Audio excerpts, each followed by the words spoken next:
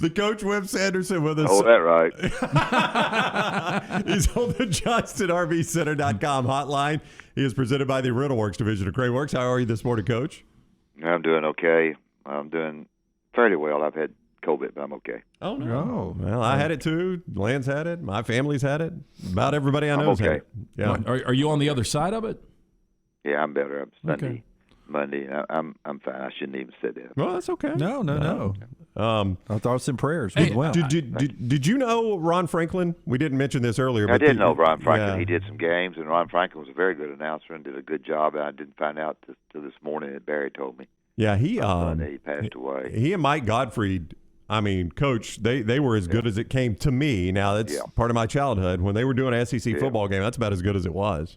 Well, Mike got sick too. Mike and I were good, very, very good friends. Because, of course, Mark played for me, and Mike's health has really been bad.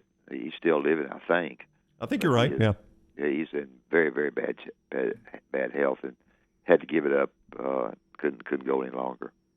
Well, I'm sure we'll circle back around to Ron Franklin a little bit, but wanted to ask you, LSU coming to town, big game for Alabama. They've lost 5 of 8. They've lost 3 consecutive games for the first time under Nate Oates. And I brought the fact up that they're not hitting their threes. We'll get to that in a little bit. But they're 113th nationally in rebounding margin. To me, rebounding seems like effort. Am I wrong there? No, I think it is.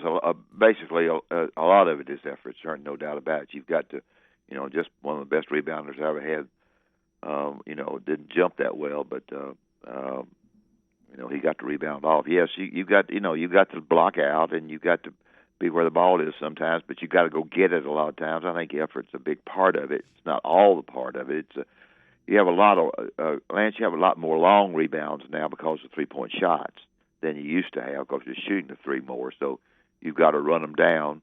But also around the basket, Alabama's been hurt very badly at Missouri and at Mississippi State with the big guy rebounding the offensive shots that they missed and putting them back and dunking them or putting them back against the glass. And they've been very effective. The teams have against Alabama with the offensive rebounds, and Alabama has done a real good job defensive rebounding. and it seems like Wimp that Alabama's not scoring at the basket at the rate that they did last year. I don't know if people are dialed into their style now a little bit more than they were last year, but they don't seem to be getting to the basket and scoring those easy lay-ins.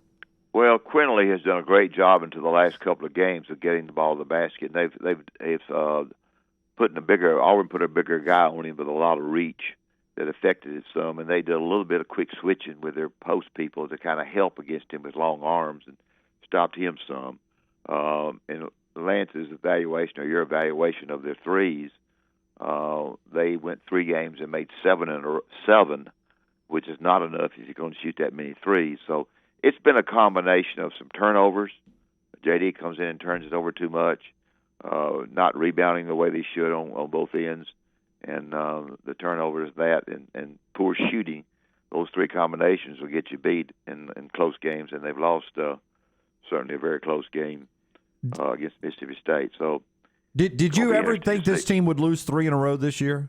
I mean, honest to goodness. I didn't really think about it. I don't really know. I studied the schedule pretty heavily, and I can tell you for sure. And I'm telling you this because this is true. When you look at the 5 teams that you play, Auburn, and you play them twice, Auburn probably is going to win all 10 games. They've got the best schedule of the 5 teams that you play. For example, 3 of their 5 are Georgia, South Carolina, and Ole Miss. That's 6 wins right there. They've already beaten Florida. They've already beaten Alabama once. So they're going to play them again. They're going to play Alabama at home, Florida on the road. So Auburn's going to win the league. I can tell you that. Do you think they're the best team in the country? Well, they're good. I think the best team in the country fluctuates. Yeah, it does. It does. Monday, last week, and Fridays it may be, and Tuesday, Thursday, and Saturday somebody else. Last week was a great indication of that. All the good teams lost last week except Auburn. Really. I guess what Brown is asking you, has it fluctuated to where Auburn is the best team in the country? Well, it's fluctuated where they're close to it. Yeah, and no doubt about it. I don't know who if they play Gonzaga if they would beat them the way Alabama did or not. But Auburn is going to win the league, I think, because they're good.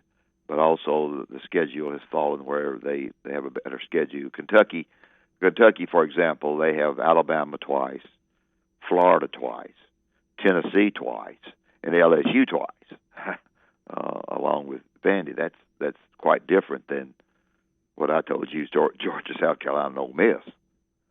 So, see. Well, went back to a point you were making. Nate's offense is based on the three, and Alabama currently 270th nationally in shooting the three. They're 12 of 14 right now in the SEC.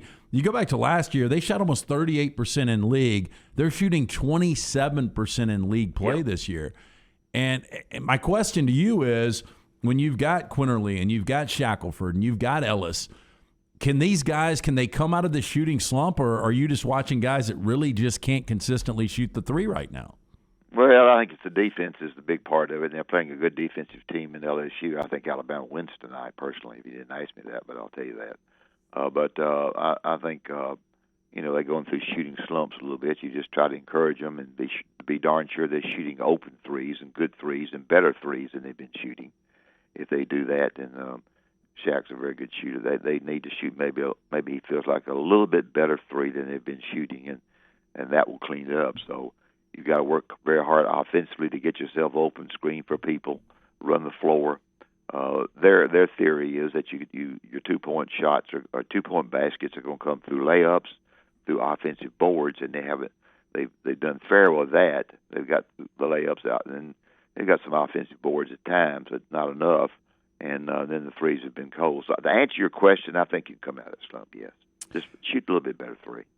Surprised that Texas A&M is playing so well this year. They get Kentucky tonight. Yeah, Kentucky will beat them. A&M has had the luxury of playing nobody in the league.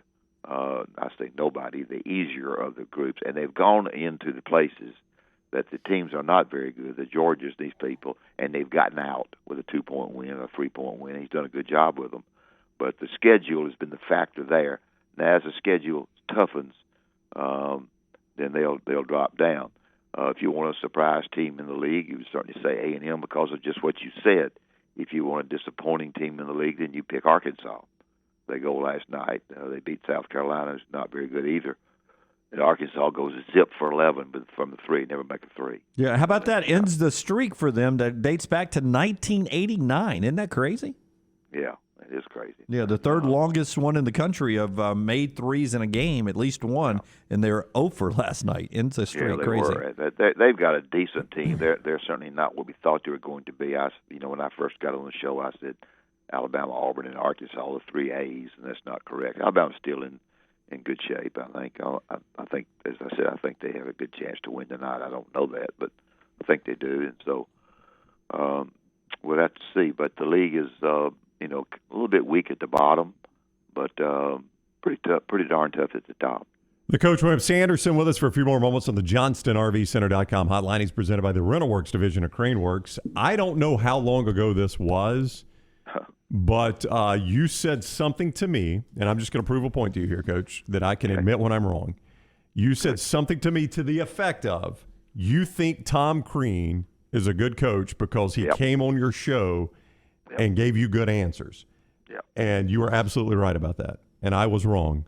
Tom Crean is an empty suit on the sideline. You were right about that. I apologize. He is, and when people come into your state and get your players, as Auburn has done, other people, and you don't have a rapport with the people in Atlanta and the people around you, and you're pretty much I don't know what you say about it that way.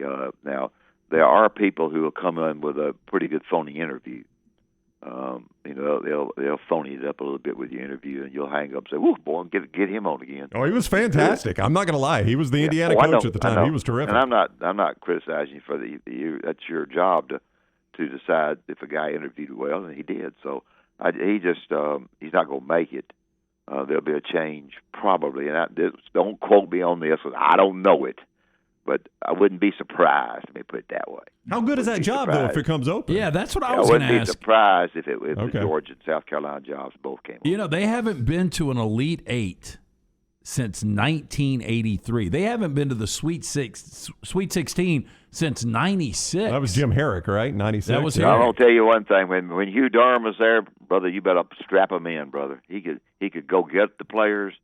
He got in the Final Four. Got beat in the Final Four, of course, at Florida State and there. But Hugh Durham, that back in the 80s when basketball was, but you went on the road and won a game. I mean, you could have a parade when you got home. You couldn't win one. Wimp, is this not the time to make the change? And look, there is a correlation, in my opinion, between the excitement of football on campus and what you can bring in. And, Georgia just finally winning that national championship with Kirby. When you go to Athens, it is a great college town. We've all been there, and I'm just blown away. You can't get better recruits on that campus. Horrible basketball. Oh, you're so true. You're so right about that. People look at you. People are interested. Boy, Alabama's great in football. The basketball guys, going down there. I'm going down there and visit. Their basketball's good too. You're exactly right. The interest and the carrying on of the coaches and the players and so forth and the prospects, because you're good in football, really helps you. Student-wise, Nick Saban has built the University of Alabama over the last few years with student enrollment. But you're right. The other sports can really strive. Strive is not the right word, but can really, benefit. Lift you up. Yeah, lift you up. Yeah, from football. You're exactly right. That's big. That's really big. Now I know basketball, football. People sometimes say basketball is overrun by football, and they said that when I was coaching. But Coach Bryant tried to help me as much as he could. He called 2 or 3 prospects on a weekend, and I'd go down there and ask him what they said, and he'd tell me, and that's about it. But he was for me winning. I wasn't going to overtake football. Football drives the bus, and it has to make all the money. But basketball can be good too. All right, he is the coach, Wimp Sanderson, and he joins us each week courtesy of the Rental Works division of Crane Works, Coach. Well, Crane Works is great. David Upton's terrific for me, and whether you have a in-home project coming up or a corporate construction job, you need to check out Rental Works, which is the division of Crane Works, and they have everything from landscaping equipment to excavators. Check out their full fleet of Crane Works equipment on craneworks.com. I appreciate you guys having me on. Y'all doing okay? Yeah, we're doing good. Glad you're on the other side of this. Hope to see you back in the stadium soon. I'll be okay. I'm glad that somebody got their steaks. Yeah. I told you guys. That's my little cutting parting. Don't worry. I don't get invited either. Don't worry, Coach. It's all right. You and I will go. I mentioned it to him. We'll go get steaks. Yeah, I mention it to him all the time, man. We need to go get steaks. All right. All the time. Thank you, Wimp. Thanks, Love guys. you. Thank you, Wimp. Bye-bye.